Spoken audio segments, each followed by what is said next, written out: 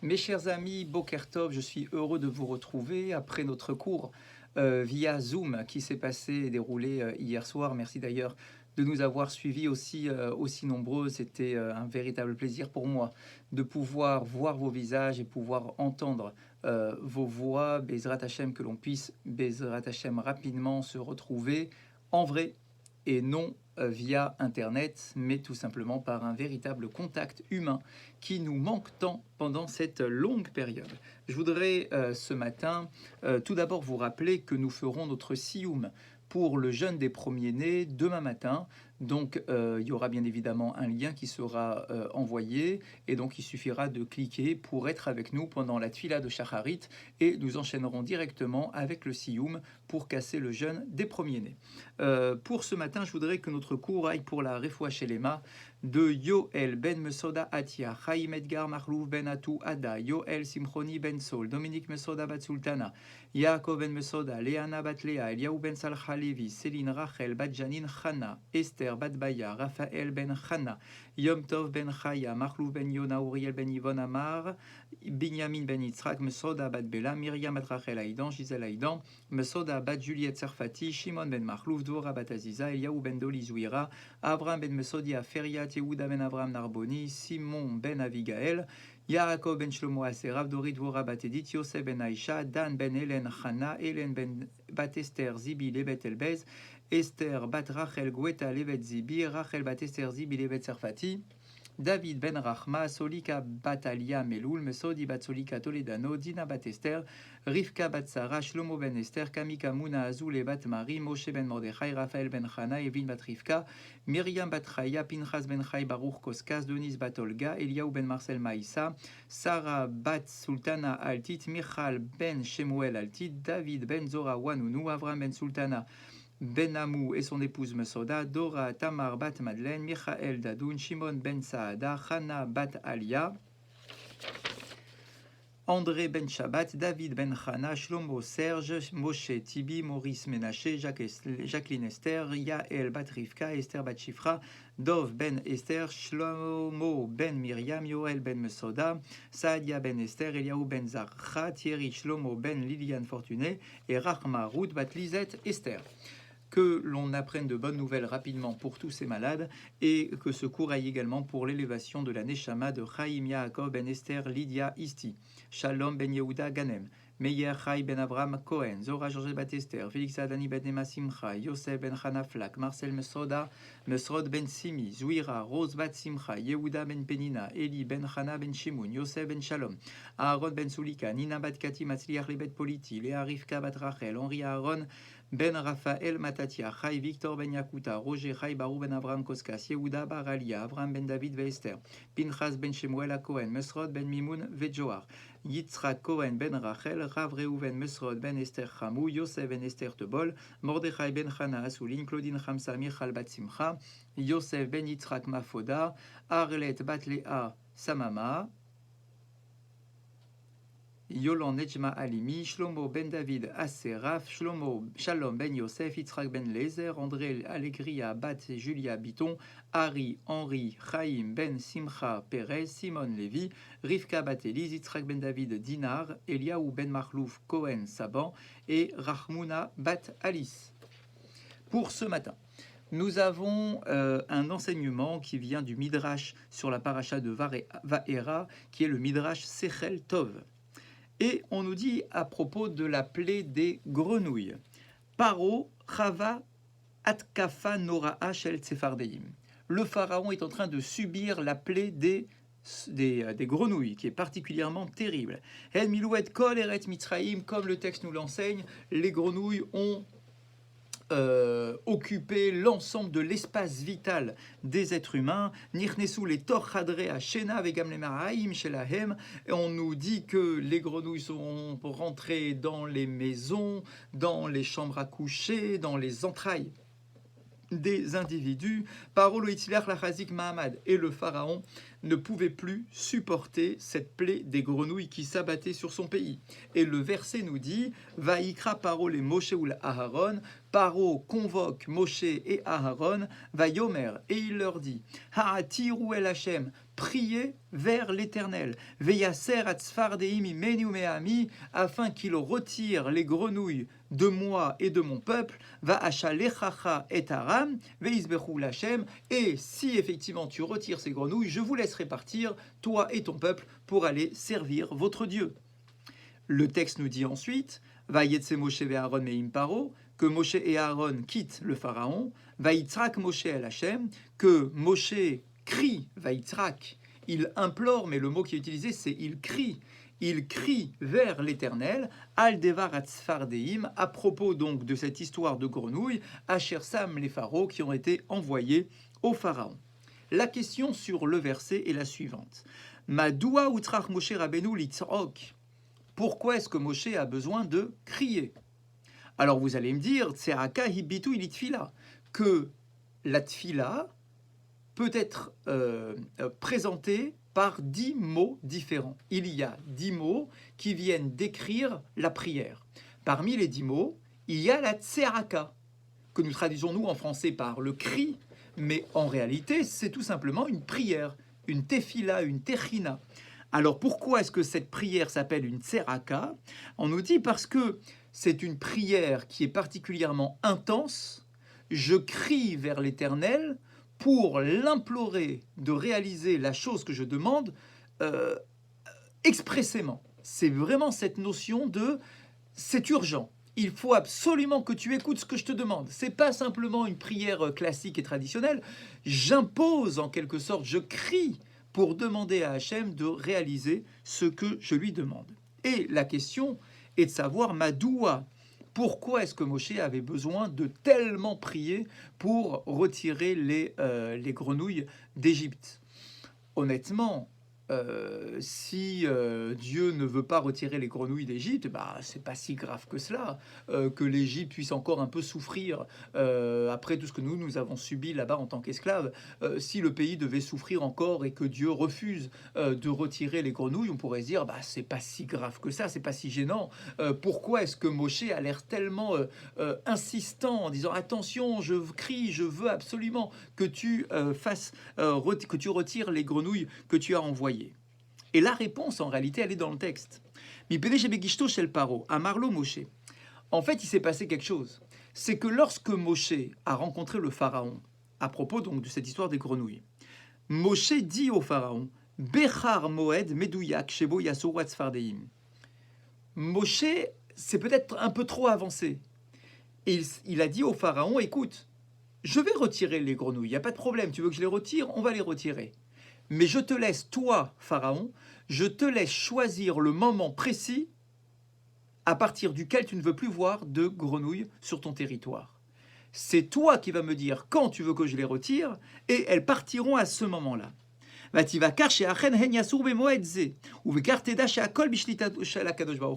Et d'ailleurs, dans le verset, les choses sont assez claires, puisqu'il est écrit que Moshe dit au Pharaon, tu me demandes de retirer les grenouilles quand tu veux, et ça sera bien la preuve que c'est Dieu qui maîtrise l'ensemble des événements qui sont en train de s'abattre sur l'Égypte. Donc Moshe se laisse aller à demander au Pharaon de proposer la date à laquelle il veut retirer les grenouilles. Le Pharaon rentre dans le jeu et il dit « Je veux que tu les retires machar, que tu les retires demain ». Et donc, Moshe, en quittant le palais, se tourne vers Akadosh Baruch Hu et il lui dit « Ribono shel olam, maître du monde, j'ai un petit problème, un petit souci. Ata amartali netaticha Elohim lefaro. C'est toi qui m'as dit « Je te nomme comme étant mon représentant auprès du Pharaon. Tu es comme un dieu auprès du Pharaon. » Tu représentes le Dieu d'Israël, bien évidemment. Chez Avgin shlita muchletet bifne Pharaon. Donc, quand tu as Hachem, tu m'as donné cette mission-là, ça veut dire que tu m'as donné les clés de tout ce qui va se passer maintenant pendant les plaies qui vont s'abattre sur l'Égypte. Je suis, aux yeux du Pharaon, le maître des événements. Et voilà qu'il m'a demandé que les grenouilles soient retirées demain. Et lorsqu'il m'a dit ça, je n'ai pas dit c'est moi qui décide, je verrai, etc. J'ai dit Kidvarecha. Ainsi soit-il. quand le pharaon m'a dit « Je veux que tu retires les grenouilles demain », j'ai répondu au pharaon « Ainsi soit-il » les Ma'an Teda, afin que tu saches qui en Kachem Elokeinu, qu'il n'existe pas d'autre Dieu comme le Dieu d'Israël. Ve'im lo tasur et atzfardim machar. Et le problème, c'est que si maintenant, toi, Hachem, tu ne veux pas retirer les grenouilles demain, Yitralel Shimcha Be'enav, c'est ton nom qui sera profané. Parce que le pharaon dira « Ah, Moshe m'a promis qu'il allait retirer les grenouilles demain, et que c'était en quelque sorte la carte de visite du Dieu d'Israël qui est capable de réaliser les commandements, de réaliser ce qu'on lui demande à la minute près. Or, voilà qu'il n'a pas retiré les grenouilles, donc le nom de Dieu risque d'être profané si tu ne les retires pas demain. » Et donc, on comprend pourquoi est-ce que Moshe a besoin de crier avec insistance, de prier avec beaucoup de force pour demander, pour exiger auprès d'Akadosh Baruch Hu de retirer ces grenouilles au bon moment, c'est-à-dire demain. Makat Sefardea, lo haïta rishona. Je vous rappelle que la plaie des grenouilles n'est pas la première plaie qui s'est abattue sur l'Égypte. Kanmala, Makat Dam. Il y a d'abord eu la plaie du sang. Pendant 7 jours, puisque je vous rappelle que chaque plaie a duré 7 jours, durant 7 jours, il n'y avait pas d'eau pour les Égyptiens. Il n'y avait que du sang. Si un Égyptien voulait avoir de l'eau, il avait l'obligation d'aller voir un Hébreu et de lui acheter de l'eau pour que cette eau reste potable. Et on peut remarquer que pendant la plaie du sang, à aucun moment le pharaon n'était paniqué, à aucun moment le pharaon n'a convoqué Moshe et Aaron en implorant, en disant « S'il vous plaît, retirez-moi cette plaie du sang parce que je ne la supporte pas ». À aucun moment, pas pour le sang. Ça n'a pas été fait pour le sang, mais ça a été fait pour les grenouilles. Pourquoi pas pour le sang ? Et le Or HaChaim, Akadosh, l'un de nos grands commentateurs de la Torah, explique chez Parolo Itragesh Bechoser Nuchot. Bien évidemment, le pharaon devait tenir au maximum. Il ne pouvait pas donner cette impression de paniquer immédiatement. Et c'est pas simplement parce qu'il manquait un peu d'aisance dans son quotidien qu'il allait demander et convoquer Moshe et Aaron pour les implorer de retirer la plaie, parce qu'on est bien d'accord que de convoquer Moshe et Aaron, implorer Moshe et Aaron de retirer la plaie, c'est un signe de faiblesse. Donc le pharaon ne pouvait pas s'amuser à montrer de la faiblesse trop rapidement. C'est uniquement lorsqu'il n'avait pas d'autre possibilité, qu'il n'avait pas d'autre choix, qu'il demandait à Moshe et à Aaron de venir pour leur demander de retirer la plaie en question. Makadam, loaita pikuar nefesh. Lorsqu'il manquait d'eau, mais qu'il n'y avait que du sang, en réalité, les Égyptiens ont réussi à s'en sortir. C'était pas insupportable. On pouvait aller demander aux Hébreux de l'eau, acheter de l'eau auprès des Hébreux, on pouvait s'en sortir, c'était pas très agréable, mais on pouvait s'en sortir. En tout cas, pas de quoi convoquer Moshe et Aaron pour montrer un signe de faiblesse à ce moment-là. Makat Sefardea. Par contre, on nous dit que la plaie des grenouilles était pire que celle du sang. C'était sakanat raim shel mamash. C'était véritablement la vie de l'individu qui était en jeu. Pourquoi ? Parce que il y avait des grenouilles partout. Il y avait le bruit, c'était insupportable. Elles étaient partout, dans les maisons, dans les lits, dans les fours, dans les ustensiles, dans le corps de l'être humain. C'était insupportable. Et donc, à ce moment-là, effectivement, le pharaon n'en pouvait plus. Il convoque Moshe Aaron parce qu'il n'a pas d'autre possibilité. Il ne le fait pas de gaieté de cœur, mais il n'a pas d'autre possibilité. Et il dit « Ha'atiru el Hashem » priez. Priez, implorez votre Dieu, d'accord, et qu'il retire les grenouilles de moi et de mon peuple, et je vous libérerai, il n'y a pas de problème que pour que vous puissiez aller servir votre Dieu. Higiu efo Moshe Aaron ifne paro, ou Moshe ratza le harot le pharaon chez Hashem sholet bakol. Maintenant, Moshe, lorsqu'il arrive devant le pharaon avec Aaron, et que Moshe prend la parole, loin de lui l'intention de laisser croire au pharaon que c'est lui qui décide. il ne peut pas laisser croire au pharaon que c'est Moshe qui est le maître des événements. Puisque le but de toute cette histoire de la sortie d'Égypte, c'est de faire comprendre au pharaon et à l'Égypte que c'est Dieu qui maîtrise la nature. Et certainement pas Moshe. Donc c'est très délicat. C'est Moshe qui est convoqué. Et Moshe est là un peu en position de force, mais il ne peut pas se permettre de dire et de laisser croire au pharaon que c'est lui, Moshe, qui est le maître de l'événement et qui va libérer le pays. Gambazmanim, ce n'est pas lui qui a envoyé les grenouilles, donc ce n'est pas lui qui peut les retirer. Et il veut aussi faire comprendre au pharaon que le maître des horloges, le maître du temps, ce n'est pas lui, mais c'est Akadosh Baruch Hu. Ou Viado Leachlit, Kol Mashe Yirtse, et que c'est Hachem qui décide les moments de la délivrance. Amar Moshe les pharaons, Itpa Eralai, les matai atiru lecha vela avadecha, ou la mecha leachit atzvardemim mecha umibatecha, raik bay or tisha arna. Et il lui dit, écoute, tu vas être impressionné par ce que j'ai l'intention de faire. Tu vas me dire à quel moment tu veux que je retire les grenouilles, et moi je vais demander à Dieu, au Dieu d'Israël, de retirer les grenouilles. Elles ne resteront que dans le Nil, mais ça sera quelque chose d'incroyable, quelque chose de puissant, de fort. Alors du coup, Atam Muzman Lifror Kol Ta'arir Shetirtse. Et là, Moshe, pour bien montrer que c'est Dieu qui décide du moment, il dit au pharaon, écoute, prends ton calendrier, et tu me dis le moment où tu veux voir disparaître les grenouilles. C'est toi qui décides, la date que tu veux. Demain, après-demain, dans une semaine, c'est toi qui décides. Vekariye.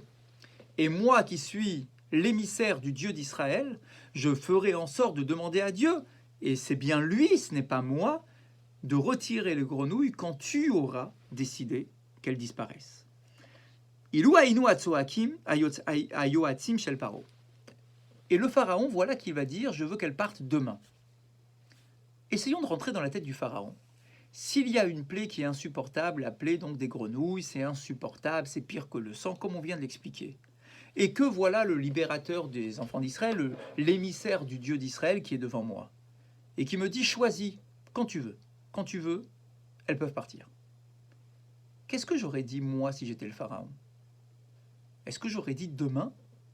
Pas du tout. J'aurais dit aujourd'hui. J'aurais dit je veux qu'elle parte aujourd'hui, pas demain. Pourquoi le pharaon dit demain? Il ne s'agit pas ici de quelqu'un qui n'a pas envie de faire un travail en particulier et qui traîne un petit peu, qui est un peu fainéant et qui va dire ah non, j'ai pas envie de le faire aujourd'hui, je le ferai demain. Il ne s'agit pas du tout de ça ici. Il s'agit du pharaon qui est en train de voir son pays commencer à s'effondrer. D'accord? Donc s'il faut demander, puisque maintenant j'ai déjà convoqué Moshe et Aaron, donc le signe de faiblesse, il est déjà là, ça y est. D'accord? Donc à quoi bon repousser au lendemain? Autant dire aujourd'hui. Pourquoi demain? Et la réponse, en fait, c'est le Ibn Ezra qui nous la rapporte. Le pharaon ne pensait pas que la plaie était dirigée par un dieu. Le pharaon pensait que c'était une plaie qui était liée à la nature. Les astres, le hasard a fait que le pays a été envahi par des grenouilles. On le voit aujourd'hui avec des sauterelles. Eh bien, il s'est dit, les grenouilles, c'est arrivé comme ça, mais c'est pas un dieu qui me les a envoyées. C'est ce qui se dit le pharaon. Ce n'est pas un dieu qui me punit. C'est tout simplement la nature. C'est par hasard que les choses sont arrivées. C'est les astres, c'est une certaine constellation qui a entraîné comme ça un apport de grenouilles qui a envahi le pays. C'est ce que dit le pharaon, c'est ce qu'il pense le pharaon. Et il se dit, Moshe, il joue avec moi. Il joue avec mes nerfs. Moshe est un homme, j'ai le découvert maintenant, qui est aussi futé que moi. C'est aussi un grand magicien, j'ai pu le remarquer, ce Moshe, se dit le pharaon. Et donc peut-être que Moshe sait pertinemment que les grenouilles vont partir aujourd'hui. Parce que peut-être que lui, Moshe, il connaît les astres et il sait quelle est la constellation qui a amené ces grenouilles, et peut-être qu'il sait quelle est la constellation qui va les faire partir, et peut-être qu'il sait parce qu'il vient se présenter aujourd'hui devant moi, et qu'il est venu immédiatement, peut-être que lui sait, se dit le pharaon, qu'aujourd'hui les grenouilles vont partir. Et donc du coup, il va se dire, je vais me retrouver devant le pharaon. Le pharaon, il est un peu pris en panique, d'accord? Et donc, du coup, il va me demander de retirer les grenouilles aujourd'hui. Et moi, Moshe, qui suis malin, je sais que l'astre, que la constellation qui va faire partir les grenouilles, c'est justement aujourd'hui. Donc, bingo, je suis sûr que le pharaon va me demander de retirer les grenouilles aujourd'hui, et ça va correspondre exactement à la constellation en question. Et donc, le pharaon ne veut pas tomber dans ce jeu-là, et il se dit, je vais demander une autre date. Je vais dire demain, pas aujourd'hui. Comme ça, Moshe sera mal à l'aise par rapport à cela. Et il ne pourra pas deviner à l'avance le moment où les grenouilles vont partir. Parce que peut-être que la constellation d'aujourd'hui ne sera plus la même demain, et donc du coup, les grenouilles ne seront plus sous la dictée de la nature, et peut-être que les grenouilles vont partir aujourd'hui, et que du coup, Moshe n'aura pas la grandeur de se dire « j'ai libéré le pharaon de la plaie des grenouilles ». Et c'est pour ça qu'il demande de le faire demain. Moshe se tourne vers Akadosh Baruch Hu, il exige que ça se passe le lendemain, et effectivement, Akadosh Baruch Hu exauce la prière de Moshe. En fait, qu'est-ce qu'on apprend de tout cet enseignement, en dehors de l'enseignement? C'est que finalement, c'est ça un miracle. Beaucoup vont essayer de justifier le miracle par la nature, etc. Peut-être que oui, quand la mer s'est ouverte devant les enfants d'Israël, c'est parce qu'il y a eu un problème de marée, etc. Peut-être que s'il y a eu des sauterelles qui sont abattues sur l'Égypte, c'est parce qu'il y a eu un vent particulier qui est venu et qui a apporté des sauterelles, comme on peut le voir encore récemment dans certains pays chauds. Qu'est-ce qu'un miracle? Le miracle, c'est de faire coïncider un événement particulier avec un moment particulier. C'est ça un miracle. C'est de faire en sorte que l'événement naturel qui puisse justifier que des sauterelles arrivent et se répandent dans un pays, que cet événement-là arrive au moment où on l'attend. Que quand la mer s'ouvre devant les enfants d'Israël, c'est pas simplement parce qu'il y a eu naturellement un événement qui peut justifier que la mer s'ouvre. Ce qui est important dans le miracle, c'est que ça soit concomitant. C'est-à-dire qu'il y ait un événement certes qui passe par la nature, mais qui se réalise au moment souhaité, au moment voulu. C'est ça le miracle. Et finalement, c'est ça que l'on apprend avec cette histoire de grenouilles. Les grenouilles auraient pu partir aujourd'hui, etc. Mais non, pour bien montrer que c'est un miracle, il faut que Dieu manifeste et qu'il fasse comprendre à l'Égypte qu'il est le maître des horloges et que c'est ça la grandeur d'Akadosh Baruch Hu dans toute cette histoire de la sortie d'Égypte, c'est qu'il se manifeste au bon moment pour libérer son peuple de la souffrance égyptienne. Pour la halakha de ce matin, Chametz shel Israël shabirshut Israël bepessar. Si jamais du Chametz appartenu à un juif n'a pas été vendu convenablement pendant la fête de Pessah, alors on le sait, même si, alors premièrement, il va transgresser l'interdit de Bal Yirae et Bal Yimatzeh, donc c'est l'interdit de posséder du Chametz, eh bien on nous dit en plus que d'après la Torah, normalement, ce Chametz est autorisé à la consommation au lendemain de Pessah. Certes, pendant Pessah, j'ai transgressé, mais d'après la Torah, il n'y a pas d'interdiction supplémentaire qui pourrait se mettre en place au lendemain de Pessah. D'après la Torah, si je retrouve du Chametz après Pessah, je peux le manger. Ou la miderabanan, mais ce sont les Chachamim qui interdisent et qui vont créer une nouvelle halakha de nous dire que du Chametz qui est resté en possession d'un juif pendant la fête de Pessah ne pourra pas être consommé même après la fête de Pessah. Gamimaya beshogeg, même si j'ai gardé ce Chametz par inadvertance, ça veut dire que j'ai pas voulu, je suis pas un mécréant, je fais bien ma Torah et mes mitzvot. J'ai trouvé un paquet de gâteaux au lendemain de Pessah, j'ai trouvé ce paquet de gâteaux qui n'a pas été inclus dans ma vente. Eh bien, on nous dit, même si c'est de manière involontaire, je n'aurai pas le droit de consommer et de tirer profit de ce Chametz, même au lendemain de la fête. Et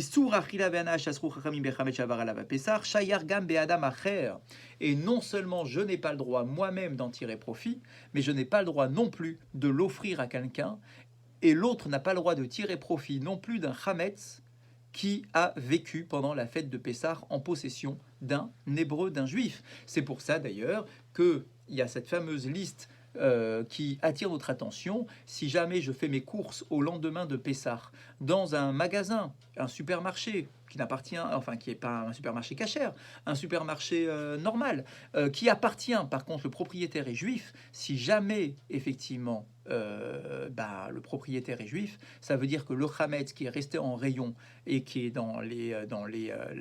la réserve, que tout ce Hametz-là, puisqu'il n'a pas été vendu pendant Pessah et qu'il a appartenu à un juif, je n'aurai pas le droit, moi, de faire mes courses dans cette boutique parce que je n'ai pas le droit de tirer profit de Hametz, même si ce n'était pas le mien, je ne peux pas tirer profit d'un Hametz qui a vécu pendant la semaine de Pessah en possession d'un juif. Passez une très bonne journée, que nous ayons de bonnes nouvelles et que les derniers préparatifs de Pessah se passent au mieux pour chacun d'entre vous. À bientôt.